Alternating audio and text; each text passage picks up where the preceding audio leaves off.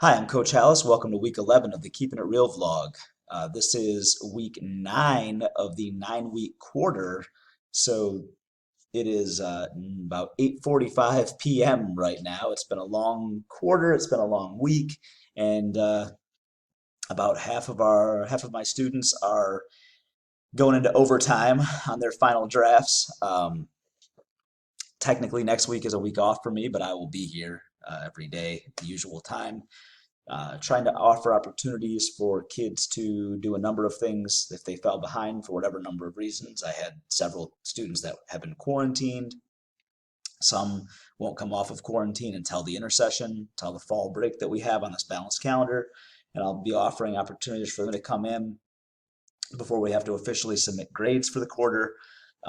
So the bright side is that they're willing to do that. They're willing to. Some have been on Zoom calls with me, and we're trying to make things work to get their final drafts in and to get across that finish line. So that's where we are with that. Several were able to get their final drafts in, and we used a Google site. Showed them the very basics of navigating Google Sites and how that works.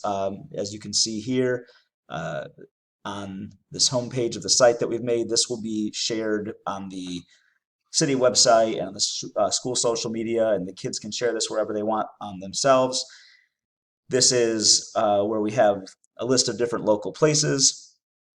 We can see if we click on the place, this is a student article that this was the only student that wrote on this one. These pictures were taken by the student. She chose the how this layout would work. And here's her article. So she has her title, her thesis statement that has 3 points about where she would or why people should support this place, supporting details with quotes from whatever sources, including interviews, conclusion that talks about the details of where they can find this place and how they can find out more information. Another picture that was taken by the student of the place right here. These aren't things that they just like found on Google. They're pictures that they took themselves in most cases. There is a student who was quarantined who he meant to get another picture of his place, but the best we could do was a Google Maps of the outside. But this picture from the inside of this place was done by him. So in some cases, the beauty of it being a website is that even though kids already have like a grade and they're submitted and it's finalized, is if they, I've had a couple that are like, oh, if I can get another picture, can we still put that in there, or can I go back and change something? And yeah, we'll let them do that. So the another piece is that I haven't mentioned is, as of now, when they came in, only 2 of my students had passed the reading test from when they were in 11th grade the first time. And as of right now, all of them have passed their reading requirement for testing. So most of them have passed the reading test from the first time we took it, but not all of them were there for it, and a couple of them need to retake it, and they haven't been able to. So, but I think we have 5 that still need to take their reading test or take it again and get that through. But we're almost through, and I bring that up not because I like testing, but because we've done 0 test prep. We have not done any of the kind of writing test preparation that I would have done when I was teaching in a more traditional fashion, uh, going through analyzing prompts and practicing writing to prompts and things like that. All of the writing that they've been doing is this kind of authentic work where they are writing about something that they think deserves to be written about in a way that speaks to a purpose that impacts their community. So they have had a reason to be invested. Obviously, some more than others. There's no like one method of teaching or no one project that's going to pull in 100% investment 100% of the time with 100% of your students. But I find that student engagement is a lot higher with something like this than it is with test prep, and all of them have passed their writing tests.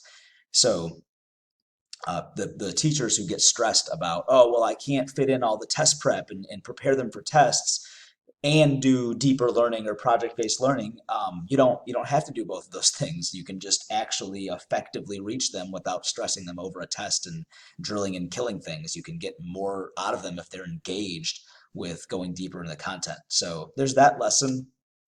So we talked already about the $10 challenge, like my quarter 2 plans and how detailed those are of figuring out what exact things are going to happen every single day. But I also wanted to show the basic calendar of events and expectations and deliverables for what's expected of them that I have. This will be tweaked a little bit over the next couple of weeks, but this is the basics of, here's that basic list of everything that's going to happen, the days, and then what's going to happen on those days, from when do we have the final decision for the topic after the project is launched, all the way to the exhibition and reflection.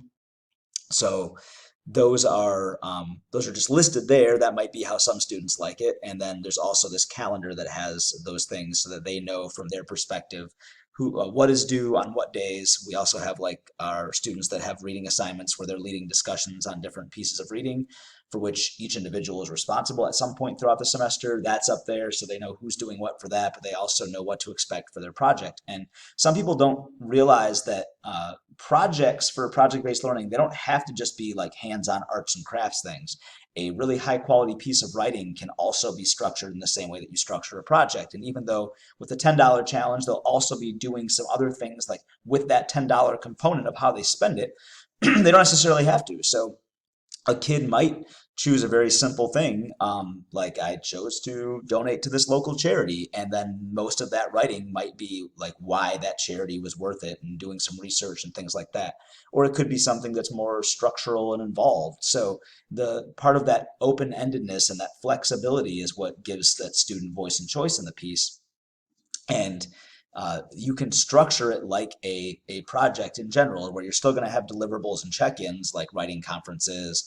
And with this, I can guarantee that on the first day, when I announce that we're going to be doing a speech at the end of this thing, most to every one of them, I'm expecting all of my students are going to say, no way, I'm not doing that. Because that's what happens every time that I have students do a genuine public speech, is when you tell them it's going to happen, oh, no way, I'm not doing that. I'm not doing that. I hate public speaking. I'm not doing it. I'm not showing up. You want me to show up at 6 o'clock in the evening? I'm not doing that. Some of them have said that already because I already told them the date. I didn't tell them what they're doing, but hey, make sure that this date is clear on your schedule. They've known that since like the second week of school. No, I'm not coming at that time. It's going to take some work to get them there. But particularly with public speaking, it is such a challenging thing that in the same way that we scaffolded and built up critique for first quarter, in the second quarter, that's what we're going to be doing with public speaking. So when we get into peer reviews, they're going to be starting practicing reading something out loud to a person that they're just like sitting down in a noisy room with. And yeah, I'm reading this thing to one person who's a friend of mine. And then we'll work that up to sitting down in groups and reading things out loud to groups and reading out your thoughts and your writing to groups. Then we'll get to where we're, after we've had our final drafts, we're going to practice delivering those speeches in the classroom. When we're finalizing and rehearsing speeches, that'll be in the classroom. And then we'll have dress rehearsal at the actual podium and in the place, but it'll be, an empty, quiet place, all the way up to the actual exhibition itself, where there will be an authentic audience and a panel and the students reading. So we have to scaffold that. We have to structure that. We have to give them opportunities to have those small wins and overcome those small challenges, and also be able to fail safely. You have to have that safety net in place before you go doing trapeze without a net. You've got to have a lot of opportunities to do things lower on the ground with that safety net in place, and we'll work our way up to it. And it'll be extremely challenging and intense for me to have to sit there and watch them perform without that safety net. But this is how the plan looks in terms of getting them there for right now. I'll fine tune this over the next couple of weeks and be working with some students in the meantime. So this is where we are as of week 11, week 9 of the 9-week quarter, getting ready for the second quarter all too soon.